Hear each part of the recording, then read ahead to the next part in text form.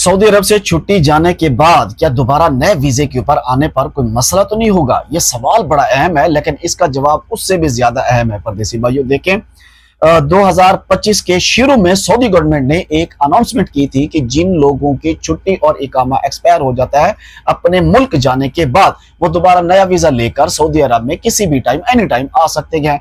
उनके ऊपर जो 3 साल वाला जो ट्रैवल बैन था वो खत्म कर दिया गया था।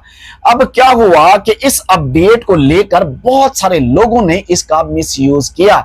वो लोग जो सऊदी अरब में रहते हुए अपना ट्रांसफर करवाना चाहते थे या अपने कफील कंपनी से खुश नहीं थे, उनके साथ लड़ाई झगड़ा था, या उनकी कफील कंपनी जो है उनको फाइनल एग्जिट या फिर ट्रांसफर नहीं दे रहे थे, उन्होंने क्या किया, उन्होंने छुट्टी लगवाई। छुट्टी लगवाने के बाद अपने मुल्क चले गए। वहां पर जाने के बाद वो नया वीजा लेकर और दोबारा ट्राई करके वापस सऊदी अरब में आ गए। यानी जानबूझकर अपनी छुट्टी और इकामा एक्सपायर किया और नया वीजा लेकर सऊदी अरब में आ गए। अब इसके बाद बहुत सारे ऐसे भी लोग थे, गए तो सही, लेकिन उनको प्रॉब्लम्स आई, वो वापस नहीं आ पाए। ये वो लोग थे जिनकी कफील कंपनियों ने उनके खिलाफ, यानी उनके जाने के बाद आर्टिकल 77 के तहत उनके खिलाफ कंप्लेन फाइल की और उनके ऊपर जो है ट्रैवल बैन लगवा दिया। यानी ये लोग सऊदी अरब में आए, एयरपोर्ट के ऊपर जब एंटर होने लगे तो वहां पर इनको बताया गया कि ऑलरेडी आपका एक जो कॉन्ट्रैक्ट है वो इस वक्त सऊदी अरब के अंदर एक्टिव है और आपने उसकी खिलाफ वर्जी की हुई है, लिहाजा आपके ऊपर बैन है, आप सऊदी अरब में इंटर नहीं हो सकते।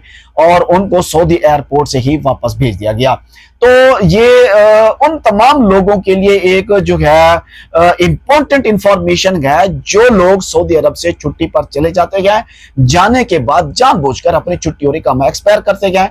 अगर आपका कफील या कंपनी आर्टिकल 77 के तहत आपके खिलाफ कंप्लेन फाइल कर दे कि ये बंदा हमसे कॉन्ट्रैक्ट है इसका और इसका कॉन्ट्रैक्ट अभी एक्टिव है, 1 साल का, 2 महीने का, 4 महीने का रहता है और ये छुट्टी पर गया है और जाकर ये वापस नहीं आया, इसने जानबूझ के अपना जो है इकामा खत्म कर दिया, छुट्टी खत्म कर दी, तो याद रखें आपके ऊपर बैन लग जाएगा। या फिर अगर आप सऊदी अरब में आएंगे, अगर एंटर भी हो जाएंगे ना, तो पुराना कफील या कंपनी आपके खिलाफ केस कर सकता है। तो इसका हल जो है वो यही है कि जब भी आप छुट्टी पर जा रही हैं तो जाने से पहले आपका जो कॉन्ट्रैक्ट है उसको कैंसिल करके जाएं।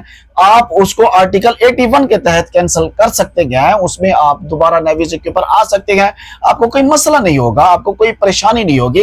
लेकिन अगर पुराना कफील या कंपनी आपकी एंट्री के ऊपर आपके खिलाफ कोई केस फाइल करता भी है ना, तो उसका आप जवाब दे सकेंगे। और आर्टिकल 81 में आपने जो वो बेसिक रीजन बतानी है जिसके तहत आपने अपना कॉन्ट्रैक्ट टर्मिनेट किया था।